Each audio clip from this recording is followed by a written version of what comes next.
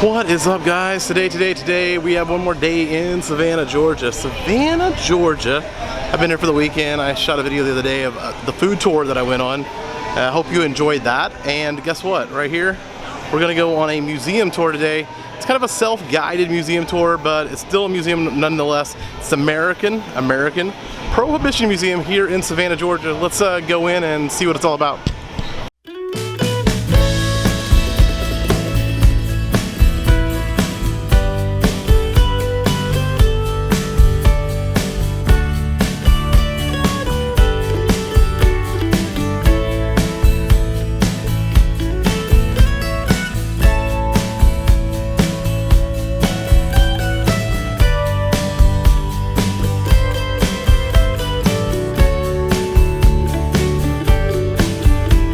First thing you'll see as you're going in, that the first act of alcohol prohibition in America was decreed in Savannah in 1735.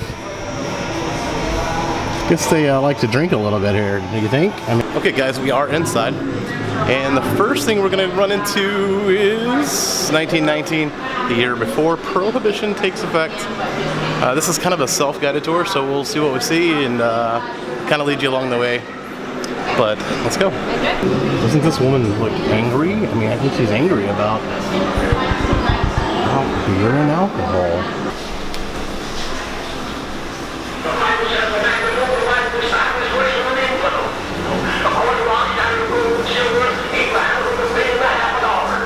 She seems angry because apparently Savannah deemed the wickedest city in the world. He doesn't seem very happy, does he?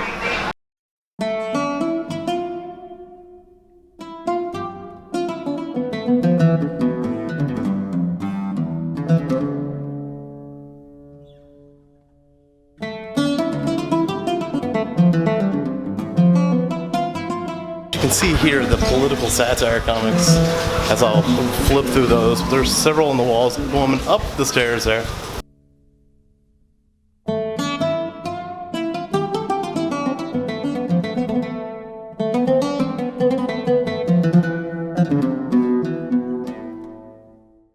And here we've got a scene of them taking the whiskey down and emptying it out. I think we would call this a party foul nowadays.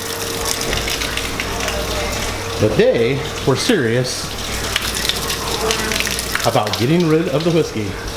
And right here on the wall next to it, it shows you that Georgia in 1908 became the 8th state in the Union to go completely dry prior to the national prohibition. When Georgia passed the law, one county said, we're done, we want out of Georgia because we want to drink. They tried to secede from Georgia. Isn't that crazy? So I had some drinks last night, and this guy's cracking down. He's cracking down. I didn't drink last night, actually, 2 nights ago. 2 nights ago. He wants to crack down. Make sure that I follow the law. Look at these guys, they're drinking without me. That's just not fair. I mean, don't they look like 2 upstanding gentlemen? So apparently, if you kind of read the plaques and everything, that these guys weren't coming home and weren't going to work. So women said, no, we don't want alcohol around. We want our husbands at work and not drinking.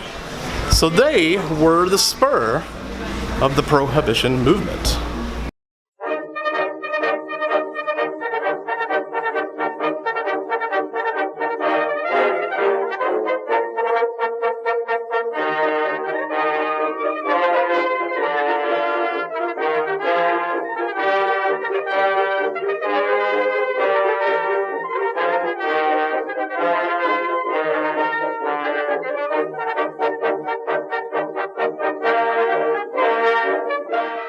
Mr. Wayne Wheeler, also known as the archetype of Prohibition, apparently one of the most powerful men in America at that time, as he controlled 6 Congresses, dictated to 2 presidents, an amazing amount of power for someone I basically just heard of.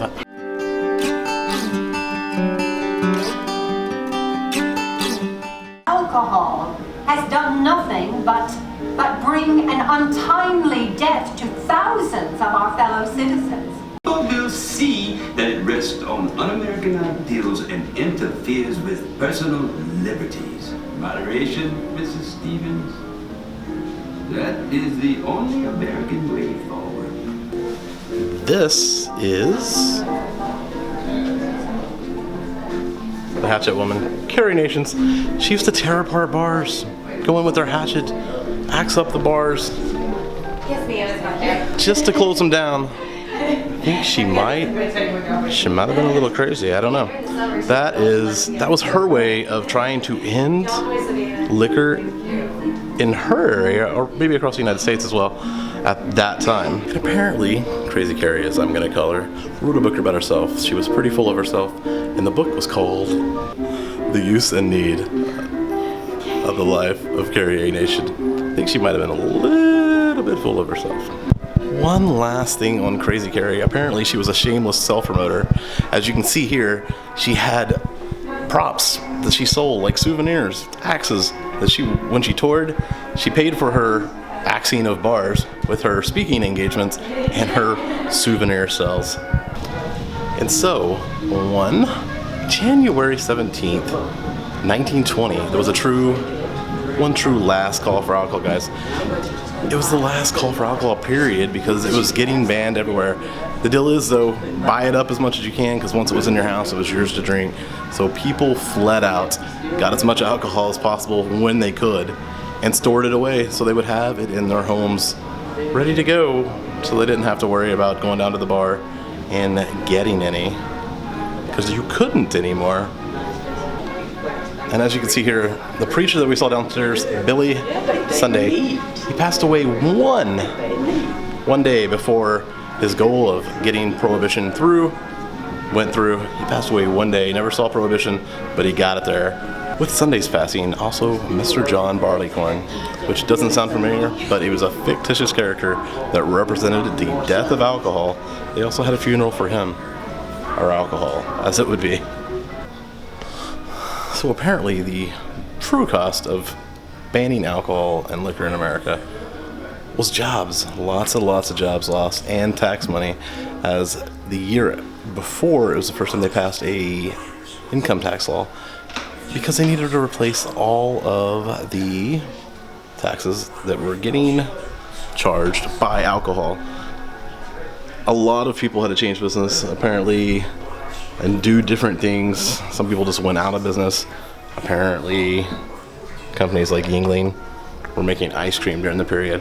But yeah, the true cost of Prohibition was a lot of jobs lost, a lot of tax monies lost.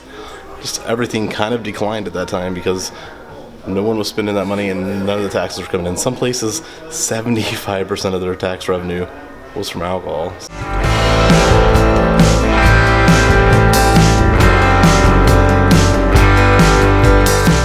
What are y'all doing back here? Well, let me tell you what I'm doing back here.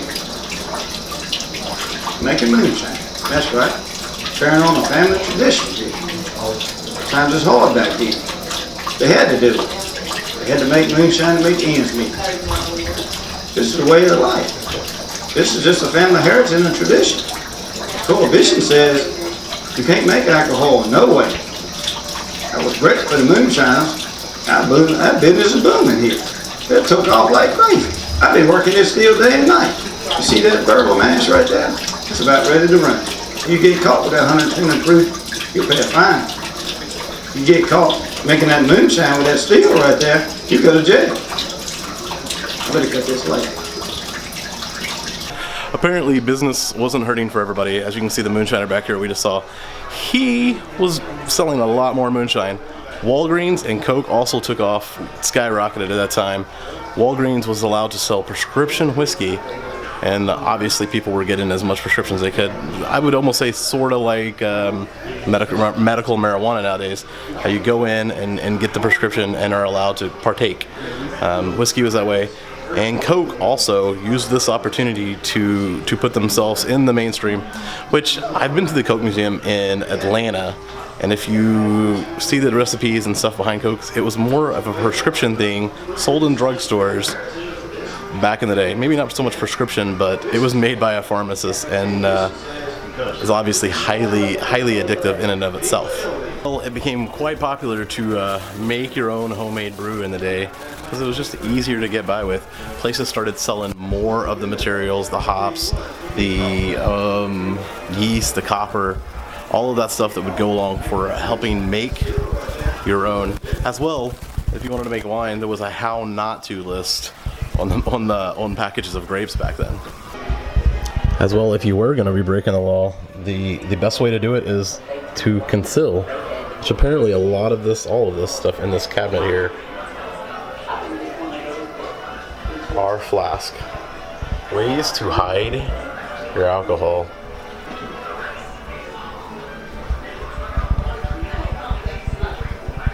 As you can see on the sign here, the South and Savannah was a haven for people who made alcohol because there was bays and inlets everywhere. You could get away really easy and store stuff really easy.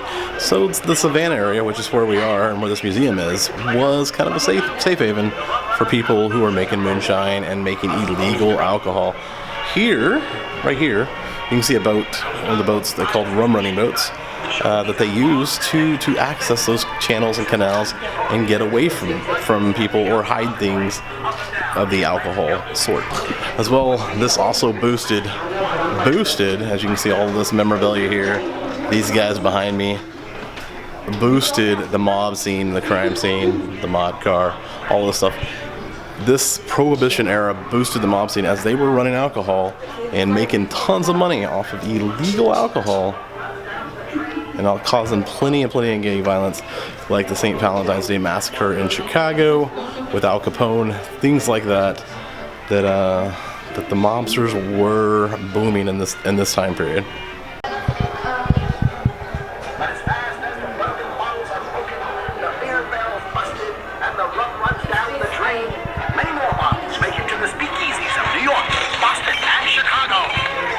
And wouldn't you know it, the same people who were pushing, well, at least the daughters of the same people who were pushing the Prohibition era started pushing back, and they became the flapper girls of the 1920s, the more independent females, and they wanted to drink. They were going to the speakeasies, and this area is just all about them as they kind of changed the course of the Prohibition era themselves with wanting to go to the speakeasies and the clubs and work in them and being more independent.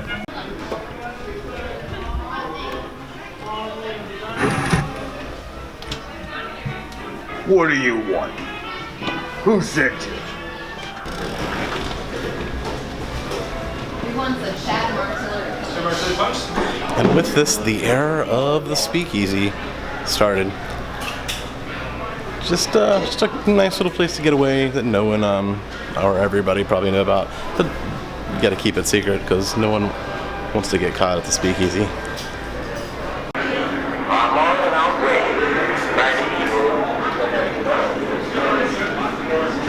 It's time for beer to come back. It's been 14 years, a little under 14 years, 13 years. December 5th, 1933. Yes, December 5th, 1933. As I double check my facts there, Roosevelt signs the bill back in saying it's time to give back America their freedoms. And this brings the end of Prohibition, as it's now legal for you to drink alcohol almost everywhere in the United States again. Obviously, there are still some places that have dry counties and stuff. I've ran across them in my travels, but yes, 1933, 14 years after Prohibition began, Prohibition goes away and it's time to drink again. This, of course, now is putting other people out of business, unlike before. Now this kind of does away with the organized crime. This is also going to do away with the need for making your own alcohol, or as we saw earlier, the moonshiners are definitely going to be less busy, as now everything's legal again, and the big companies are back to doing what they were doing before, making alcohol, making liquor, and putting the small guys kind of out of business. People who didn't really lose jobs so much were the runners. The runners with these cars, with these, yeah, as it kind of introduced the birth of NASCAR racing as we know it. So these people who were moonshine runners and were running fast and hard with the moonshine we're now turning over to racers. Something that's ironic, and a little bit earlier in the museum, as you saw, Henry Ford said, if alcohol ever comes back to America, we're pulling out. We're not going to be here because we don't want an uncivilized nation or something like that. I'll try to find the sign and plug it in right here. But he basically said, I don't want anything to do with it. Ironically, his Fords were the fastest cars around, and they were the ones running the Moonshine predominantly. So that's quite interesting that he said no, no, no, but his cars went go, go, go. Americans to drink legally. So, here's to you, your family, and your health. And as President Roosevelt said after he signed the 21st Amendment, what America needs now is a drink. Thank you for visiting the American Prohibition Museum and for participating in the telling of a truly unique chapter of the American story. That was the Prohibition Museum here in Savannah, Georgia. Like I said, a little vacay up here. Wanted to take in a museum, and this is where I ended up at. Learned some stuff. Definitely realized some of the positive and the negatives of prohibition. Some of the things that went along with that. Some of the societal changes that are even in effect today. Some of the government changes that were even in effect today, like bigger government and more government, that kind of came from trying to enact the laws and stuff. Organized crime, which was definitely a negative impact of prohibition, as more people were trying to get by with stuff and doing stuff illegally underground. That was a negative impact of prohibition. And then you have the main positive impact of prohibition, which was the women's liberation movement. The daughters of those women who were saying no more alcohol came back in, got jobs, got more independence, and sparked the movement towards getting rid of prohibition. They also got more involved in politics and things like that, and just got more free with life in general. So that was one of the positive impacts of prohibition, guys. That is it. I am gonna go out and walk around Savannah a little bit more, explore a little bit more, but that's gonna be it for today's show. And I would definitely recommend coming to the museum if you have any interest in American history whatsoever, because this has a great deal to do with American history here at the Prohibition Museum in Savannah, Georgia, guys. I'm gonna call it a show and get out of here. Go out and check the rest of Savannah out. Until next time, guys, to life.